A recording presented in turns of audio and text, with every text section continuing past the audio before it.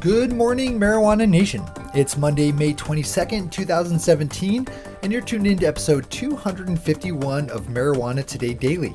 I'm your host, Shay Gunther, and I'll be walking you through today's marijuana news and headlines. As always, we have a full and busy day of cannabis news in our hands, so let's jump right into it. Our top story of the day is a piece by Tom Angel over at Mass Roots about the possibility of Rhode Island legalizing some kind of adult use marijuana via the legislative process this lawmaking session, after a proposed full-scale legalization bill was scuttled in committee on Tuesday. As Tom is reporting it, late Thursday night during a hearing by the Rhode Island State Senate Judiciary Committee, the possibility was kicked around the room of embracing a path to adult use legalization similar to the one currently being forged by Vermont, in which the possession, cultivation, use, and sharing of small amounts of marijuana is legalized, while the broader question of setting up a commercial retail system is pushed to a commission for further study and review.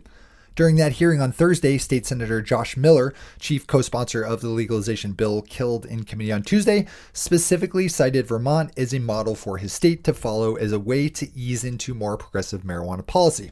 This is a good one to click over for the full read.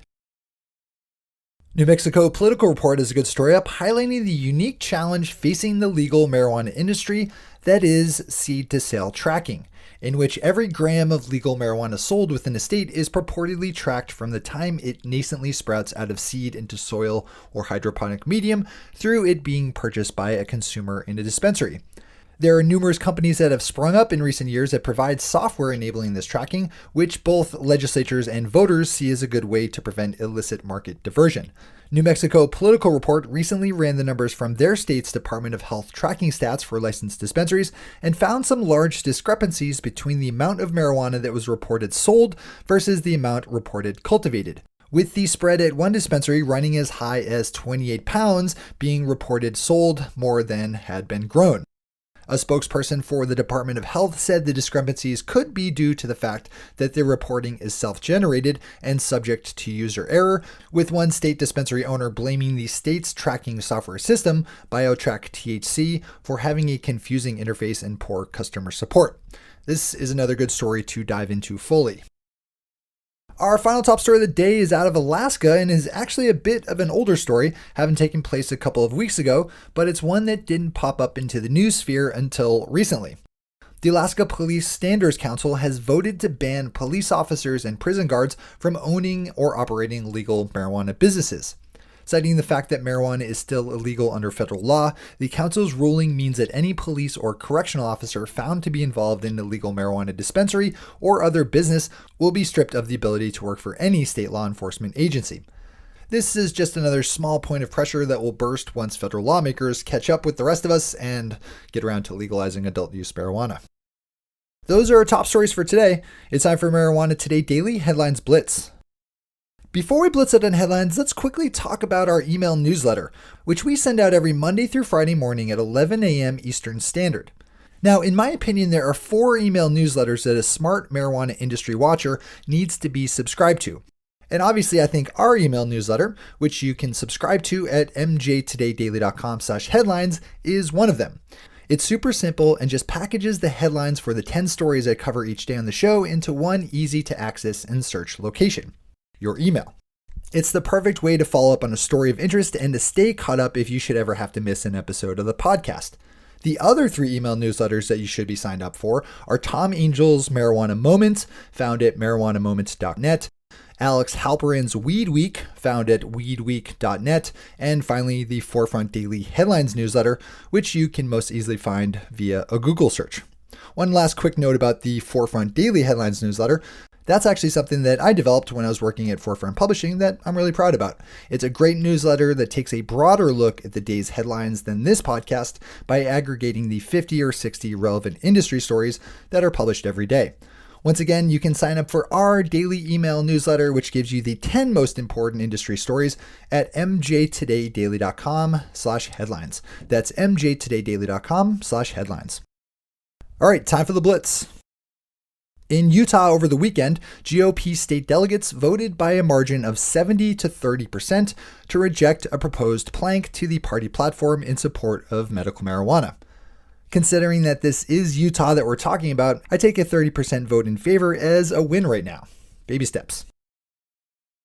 A ruling by an Arizona judge rejects an effort in that state by medical marijuana patients to compel the Department of Health Services to lower fees paid by patients because of a large surplus accumulated from those payments over the years. According to state documents, the department pulled in just under $20 million in medical marijuana user fees so far this fiscal year, which began last June, with expenses for the program running less than half that amount at $7.8 million. All told, the program's balance is currently more than $31 million in the black. Maricopa County Superior Court Judge Jolynn Gentry ruled that nothing in the 2010 law setting up medical marijuana fees says anything about what to do with the budget surpluses, and that it's not the court's position to decide on something like lower fees. The Associated Press picked up on a good story out of California concerning a new right given to people with past marijuana convictions to clean their official record of any mention of those crimes. One of the provisions of Proposition 64, which legalized adult use marijuana in the Golden State, and that was passed by voters in the fall, allows people with past nonviolent marijuana charges to petition for their record to be cleaned. Felony charges can really hurt a person's ability to find work and housing, and can even, under our current administration's immigration policies, be cause for a deportation from the country entirely. If you or anyone you know could benefit from California's program, swing over to Your Concord News for the full read and for more details. New Cannabis Ventures is reporting on a large industry fundraising deal out of Australia, with OzCan Group Holdings announcing the closing of a $12 million round of fundraising that was, perhaps most interestingly, led by licensed Canadian medical marijuana giant Canopy Growth Corporation, who holds an 11% stake in the overall venture. The organizers of this year's 420 celebration, held in Denver's Civic Center Park, that was marred by some snafus in garbage pickup following the Big Smoky event, have been fined $12,000 and been barred from holding any future 420 events in the city for the next 3 years. And finally for today, the Phoenix New Times has a story up about Facebook shuttering a page run by Safer Arizona, an activist group working to put a ballot initiative before voters in their state legalizing adult use marijuana. This is an issue that pops up from time to time in the industry as social media networks like Facebook, Twitter, and Instagram apply inconsistent and spotty rules enforcement against legal marijuana companies and activists.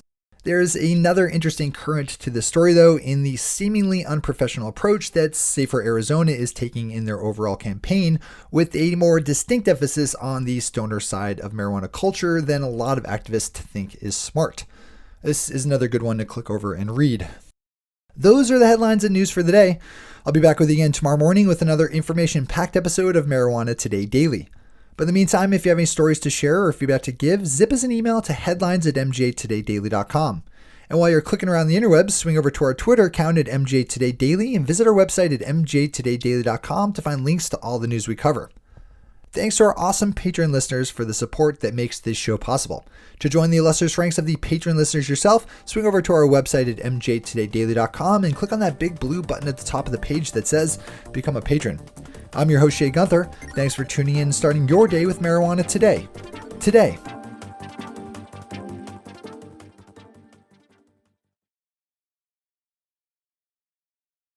One take, Shay. One take.